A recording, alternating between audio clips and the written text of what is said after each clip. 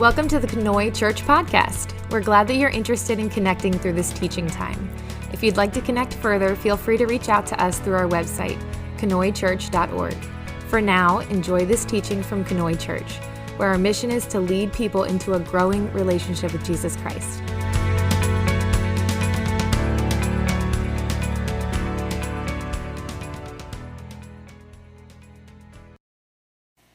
Well, we are in the final week of this teaching series called Shift. So Shift has been this series where we're talking about Christian maturity. And it's an analogy where we're trying to think through shifting a car, right? And shifting a car is this analogy for maturing. We start out in first gear, but we want to get through the gears. You can't stay in first gear forever. You start in first gear, but you can only go so fast in first gear. You can't drive on the highway in first gear. You have to get to fifth gear to drive on the highway, okay? But you can't start in fifth gear. If you try to start in fifth gear, you stall the car. So you need to learn how to shift. You need to learn how to use all of the gears. And the same is true in our walk with Jesus. We need to learn how to use all of the gears. And that's true for everybody. Whether you're a brand new follower of Jesus, you have to grow. If you've been a follower of Jesus for your entire life and you are in your graying years, you need to still grow, okay? So this is not a series that is only for young people or new believers. This is not a series that is just for older believers. This is a series for everyone. Growth never ends. We are always learners, and anyone can be our teacher if we are willing to pay attention, if we're willing to open our eyes. My 4-year-old has taught me many things, okay? My friends who are not believers have taught me many things. We just have to be willing to open our eyes, okay? So this is our 4th week, and because it's only a 4-week series, and because this deals with maturity, I want to do a really quick recap of the things that we've talked about so that we don't forget these things, okay? In the first week, we talked about how important it is not to judge other people, okay? Healthy growth starts by looking at ourselves first, okay? So we said grab the shifter, right? And when we grabbed the shifter, we noticed that all of our fingers were pointing back at ourselves. We weren't pointing at anybody else, we're pointing at ourselves. Healthy growth starts here first, all right? Scripture is a mirror, okay? This is not something where we are pointing it at other people, trying to figure out what they need to do in order to change. This is something that helps us look at ourselves first and foremost. I look here at myself, my heart first, to see where I need to change before I ever consider talking to somebody else about change that they need to make in their life. Also, we shouldn't be judging other people who don't follow Jesus for living a life that doesn't follow Jesus. Even Jesus didn't do that. Jesus never judged a pagan for living the life of a pagan. What Jesus did is he built relationships with people that didn't follow God. He broke bread with people who didn't follow God. Jesus' harshest words were reserved for people who claimed to follow God but lived the life of a hypocrite. So what we need to do is follow Jesus' example, and we need to build relationship with people who don't know God. We need to have integrity in our walk with Jesus and show them a way to live that they may not know, okay? Our second week, we talked about humility and false humility. We acknowledge that God has wonderfully gifted and made you. Humility doesn't mean that I need to say that I'm bad at things, okay? God wonderfully gifted and made you. Own it. But being wonderfully gifted and made doesn't mean that you get to take being a beloved child of God that is wonderfully gifted and take those things and hold other people back or push them down or use those gifting to keep them down. Okay? You don't get to use those things as a weapon against other people. Right? So that is not an okay thing to do. What we need to do is take the fact that we are beloved children of God, wonderfully and gifted made, and help other people realize that they are also wonderfully gifted and made beloved children of God. False humility is pride wrapped up in spirituality. Pride is when you forget that you are in need of God's grace.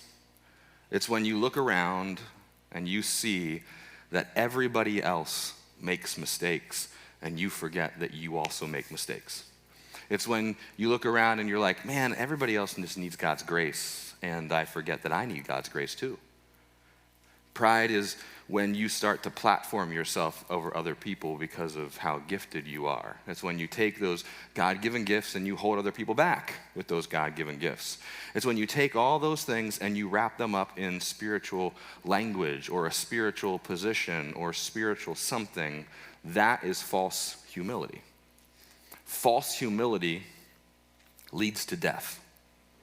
That's what Colossians tells us, which is where this series is based. False humility leads to being cut off from Christ. And being cut off from Christ in the short term means we're not going to grow. It means we're not shifting gears, okay? But long term, it does mean that we die, okay? Our third week, last week, we talked about clothing, got some fashion advice. Part of following Jesus means that we need to change. So much of the time as Christians, one of the things that I've noticed, and I think a lot of us have noticed, is that we realize that being a Christian means that there are parts of our lives that need to change. But we spend so much time trying so hard not to change.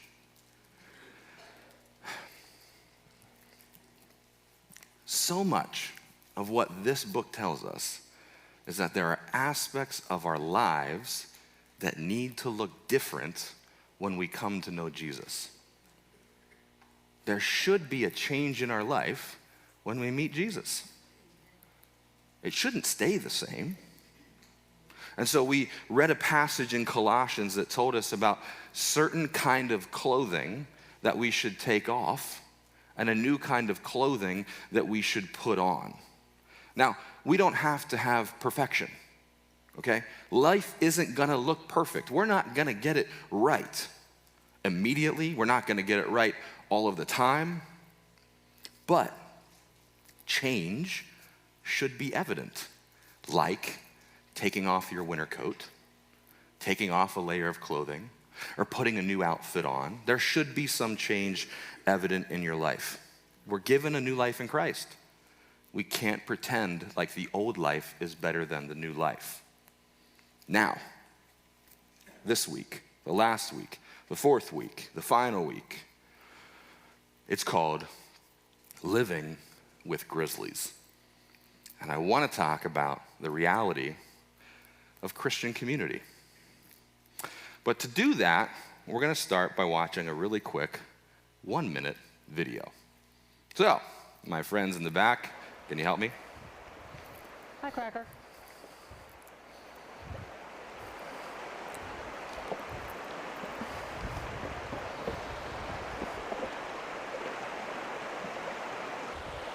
She's about, I'd say 10 feet from me to the camera. Hi, Cracker.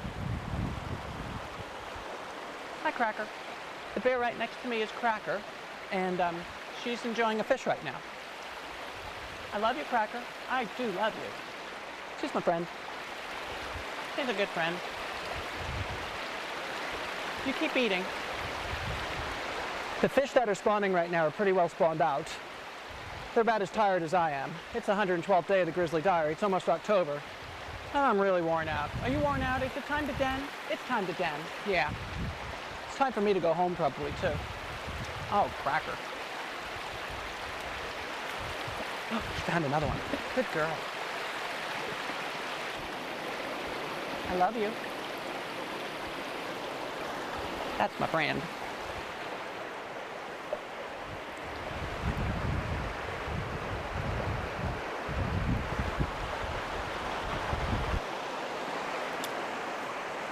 That's the end of the video.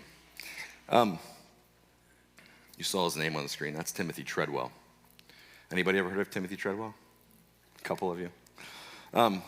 Timothy Treadwell, an environmentalist, a documentary filmmaker, and author, co-founder of the Grizzly People, which is an organization devoted to protecting bears and preserving their wilderness habitat. From the first moment that Timothy encountered a grizzly bear in the wild, he knew that his life was going to change forever, and that he was going to devote his life to the animal that you and I call a grizzly bear. Now, as you could tell, Timothy's method of working and studying bears was different than most other environmentalists, because he didn't study them in a laboratory or a zoo or a preserve. He lived among them. He would travel to Alaska, and he would pitch his tent where they lived. He lived among them while they were not hibernating. And so for 13 summers, we'll call them summers, but it was really just the entire time they didn't hibernate. So from the spring all the way to the fall, you heard him reference that it was about time for them to den. It was October, so it's more than the summer. We're not talking 3 months of the year here. For 13 years, for 24 hours a day, weeks and months on end, he lived among the grizzly bears, taking photos and videos. He named the bears, touched the bears, played with their cubs. Timothy claimed that he had developed a special relationship with them. He would reconnect with the same bears year after year when they would wake up from hibernating.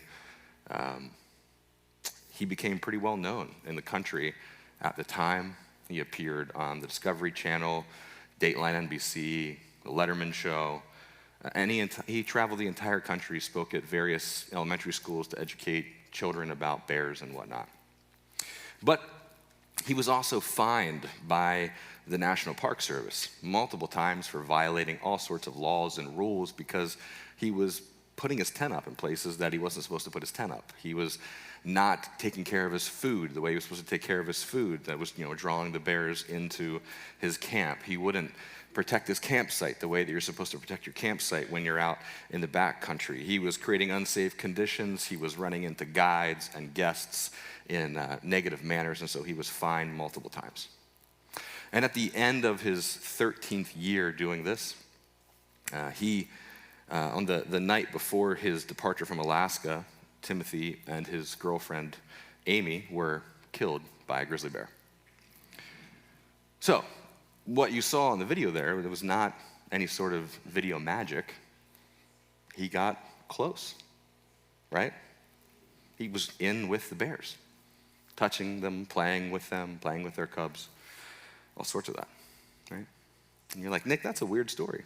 Thanks for sharing that story to start out your sermon today.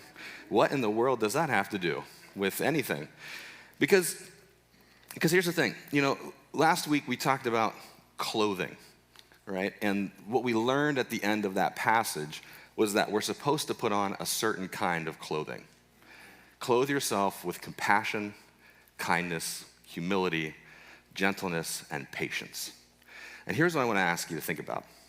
How do you think, in general, people do at putting on that kind of clothing? Just in your head, think about that. How do you think people do at putting on that kind of clothing? How do you think people do at putting on that kind of clothing with people that they love? That's probably the best group of people that they do it with, right? Now, how about people that they like? Maybe a little less good, but still probably pretty good, right? How about people that they disagree with? Well, maybe a couple of those pieces of clothing they're not wearing anymore, okay? I don't know which one went out the window. Compassion, kindness, humility, gentleness, or patience. One of those or two of those might have gone out the window when they had a disagreement. How about people they don't like now? Now, how many articles of clothing are they wearing of those? So here's the thing. We read that verse last week, And then immediately following that verse, Paul's next words are this: bear with one another. Bear with one another. And when I read that, like weeks ago in preparation for this, it made me think of Timothy Treadwell. He's well known as the Grizzly Man, and there's a documentary about him that came out back in 2005. And so I know he got eaten by a grizzly bear. And I thought, how many people have that church experience? Because what we know we're supposed to do is be kind, compassionate people with one another.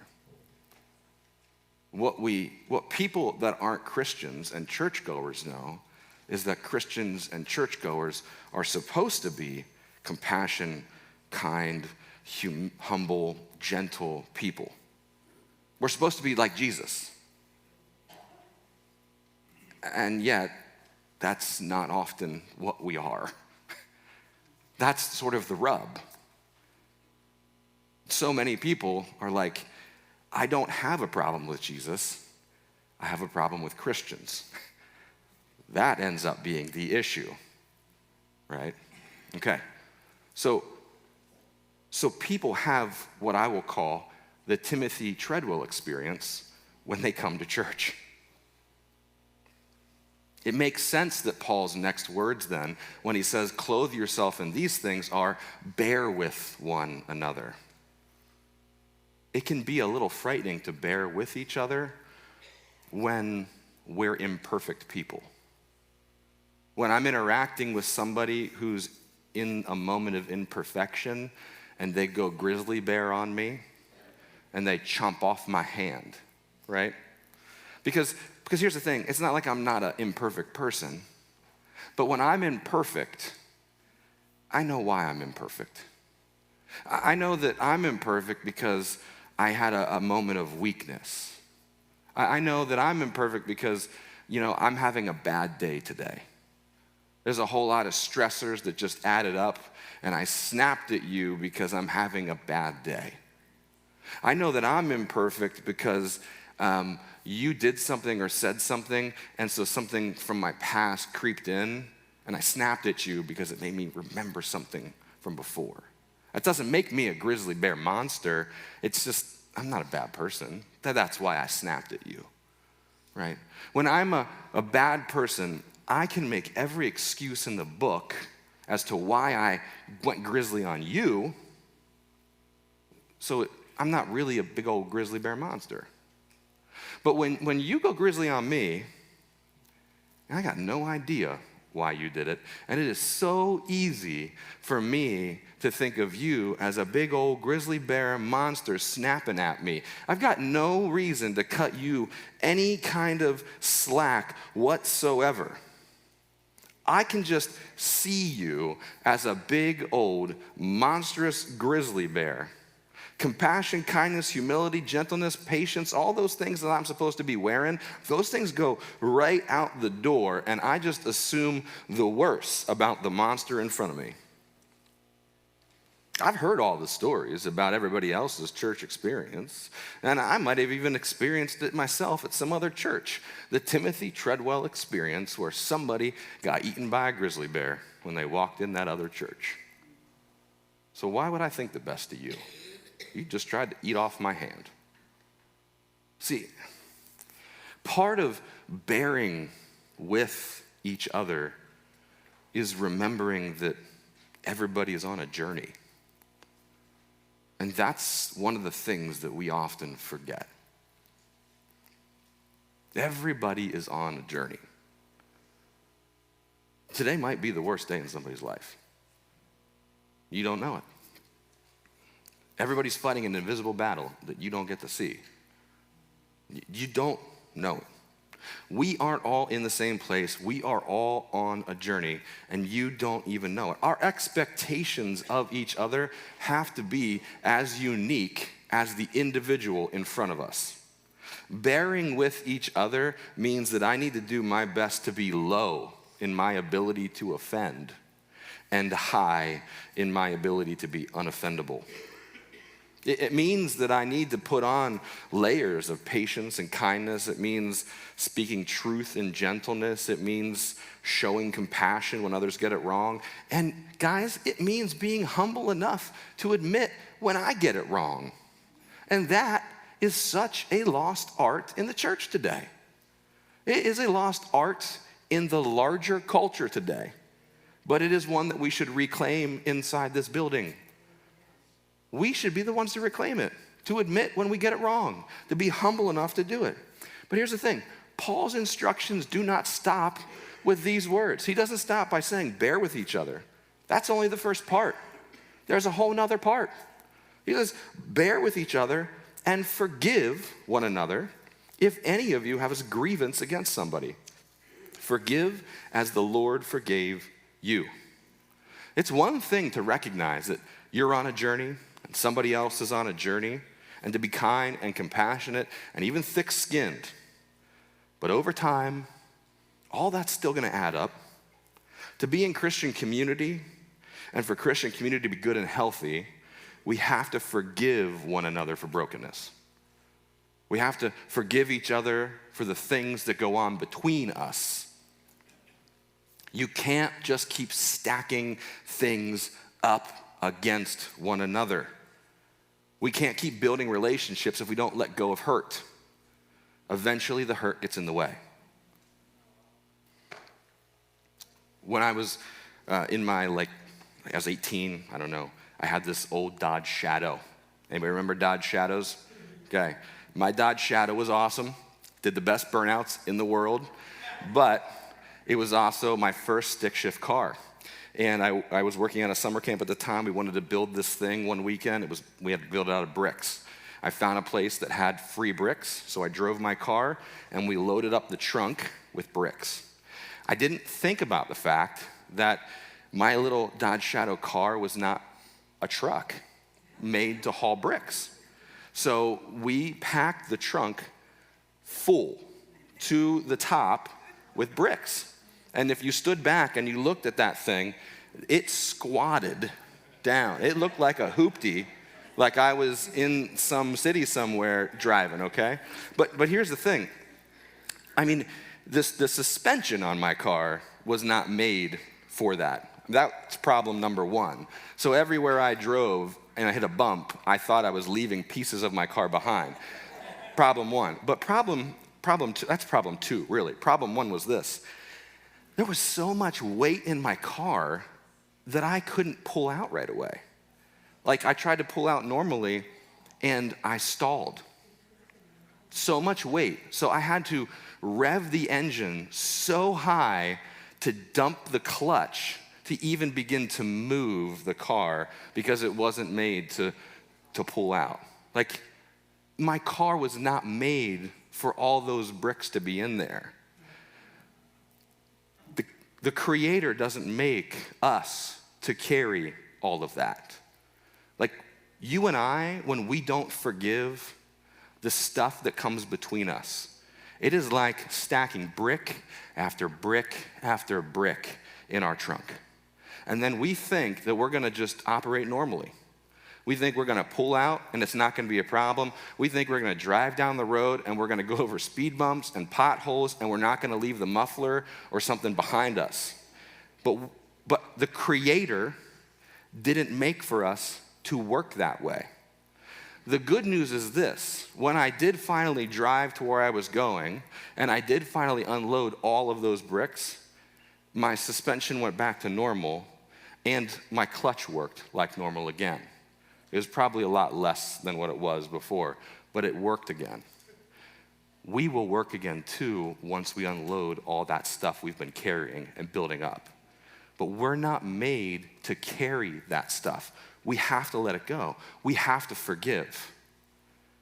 And the example that we have is that we've been forgiven. Forgive as Christ forgave us, as God forgave you. How are we supposed to forgive? Just like you were forgiven. That's what Paul says. So if you're wondering, how much do I forgive? How many bricks should I unload? Well, how many bricks do you think God's carrying around about you? He unloaded the trunk. He's not carrying any around about you. You need to unload your trunk. You shouldn't, if you want good Christian community, if you want good relationships with one another, you've got to unload the trunk. You got to take all of those out. And I'm not saying it's going to be easy. I'm not saying it's going to be quick. I'm saying it's got to be a lot of work and you've got to keep unloading it, but you got to start somewhere. Unload it. Otherwise, you're going to be dragging everywhere you go. Paul's instructions: clothe yourself in compassion, kindness, humility, gentleness, and patience. Bear with each other because we're all on a journey. Forgive each other. And over all of these virtues, put on love, because love binds them together in perfect unity. Love is the thing that makes compassion, kindness, humility, gentleness, patience, bearing with each other, and forgiveness work. It's the lifeblood of the entire operation. That's what makes it all work. So let's just put it in our analogy, okay? All the things we talked about last week, all of the clothing that I threw on the floor, sexual immorality, impurity, lust, greed, idolatry, anger, rage, malice, slander, filthy language, lying to people you loved. That was like a broken down jalopy that you guys had in your front yard, okay? It was a car that was sitting on its rims. The roof had been leaking. The frame was rusted out. The engine never turned over. And you kept swearing you were going to fix it someday. It's going to run again. I swear I'm going to fix it. But it was never going to run. And you never did anything to deserve it. But God gave you a new car. By nothing that you did, God gave you a brand new car, and it is beautiful. Fresh paint, sitting on 20-inch chrome rims. It's got all the options you could imagine, leather interior. It is beautiful. It is gleaming with compassion, kindness, humility, patience, forgiveness. Oh man, oh man, oh man. But guess what? It's just a nice car sitting there. It can't go anywhere if you don't put gas in the tank, right? And these things that he tells you to put on, compassion, kindness, gentleness, humility, patience, they're just words on a page. They mean nothing if you don't have the thing that binds it all together. That's love. The gas that goes in the car is love, okay? Love binds all of this stuff together in unity, in perfection. I'm not willing to give a person a second chance if I don't love them. I'm not willing to see the best in that person without love. I'm not willing to see past the grizzly bear without love.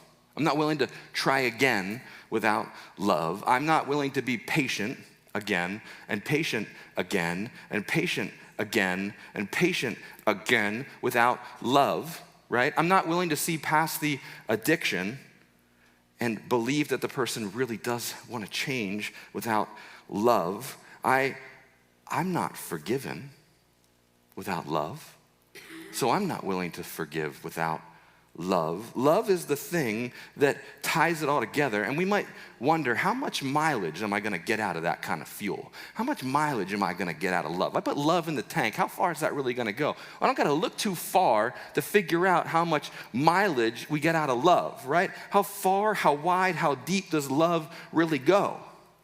I don't have to look too far. I have the best example simply by looking at the one who loved me first. I know how deep that forgiveness goes. Love. Love is the one. Love is he. Love is what goes in the tank. Love puts it all together. And Paul says, look, this should give you peace. If you have all of this and you bind it all together in love, this should give you peace. Is it going to be perfect? No. It should give you peace. Why should it give you peace? Can I really quick just get like 4 people to come up here quick? Really quick. All right, Izzy, great. I got another one right here. 2 more people really quick. It's not gonna be hard. You don't have to do too much. 3, great. 1 more. Great. Just come here. Right here. Okay. Here's why this should give you peace. Okay? So you and you, all you gotta do is stand here and watch. Okay? It's a little strange here. You come over here. Okay? Stand right there. You come over here. Sorry if I make this buzz. Okay. You are going to go grizzly on him. Okay. Now stop. Okay. Now watch. Come with me. Izzy, we don't go grizzly on people. Okay. It's not a good look for us. It's not nice to grizzly on people. If we're going to follow Jesus, we've got to try not to go grizzly on them, okay? Jeff, I saw what happened, and I'm really sorry that she went grizzly on you. It's really important, though, that if we can get over it, we do.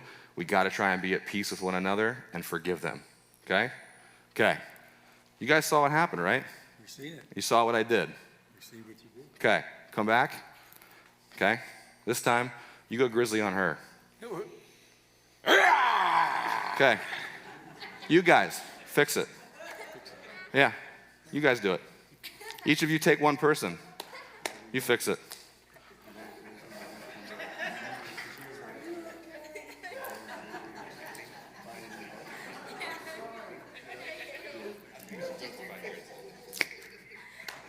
Okay, you guys can go sit down. Thank you. That's all I needed.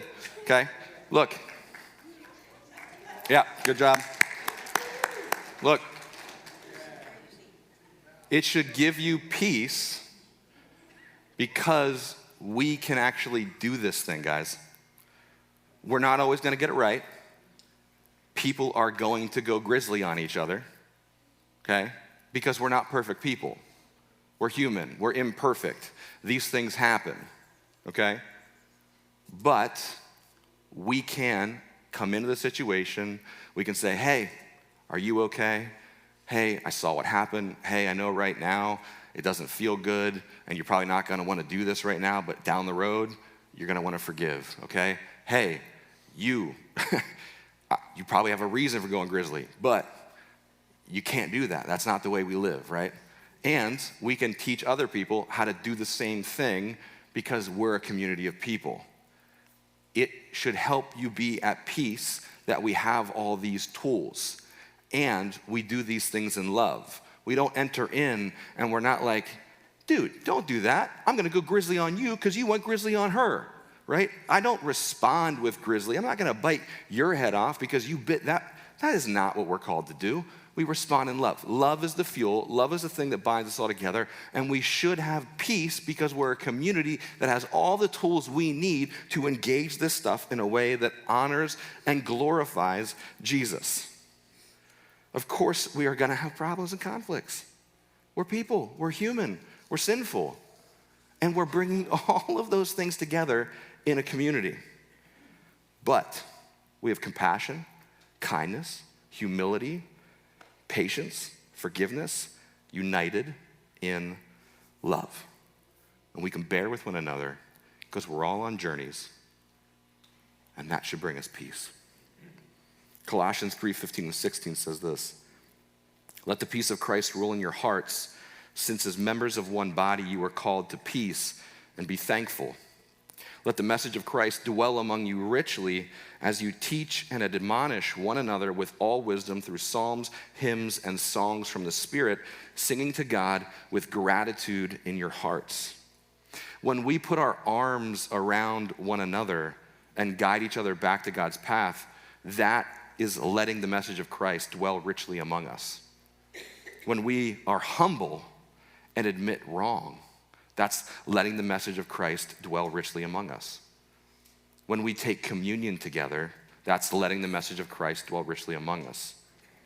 When we are moved by the Spirit during worship and we share a word with our brother or we apologize to our sister, that is letting the message of Christ dwell richly among us. When we invite somebody who doesn't know Jesus into fellowship with us for the first time, that's letting the message of Christ dwell richly among us. So, it's not about coming into this room and sitting forward for 1 hour a week.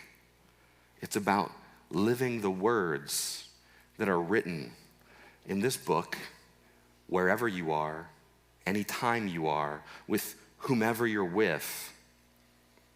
We can do that anytime. And that's how Paul finishes this whole section. He says, whatever you do, whether in word or deed, do it all in the name of Lord Jesus, giving thanks to God the Father through him. When I make that the mission of my life, doing everything in word or deed in the name of the Lord Jesus, and I trust that you're making that your mission, then I'm not worried about living with Grizzlies. Even if I encounter one on a rare occasion, I know that we're going to make it right.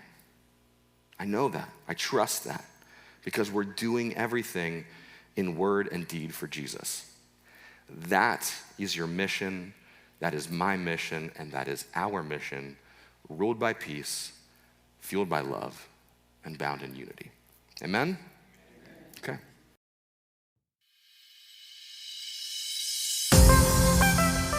Hi, this is Pastor Nick. Thanks for listening. I hope something that you heard today was very helpful. If you want to connect with us further, feel free to check us out on Facebook, Instagram, or our website, canoychurch.org. Sure, I'm glad we're in this together.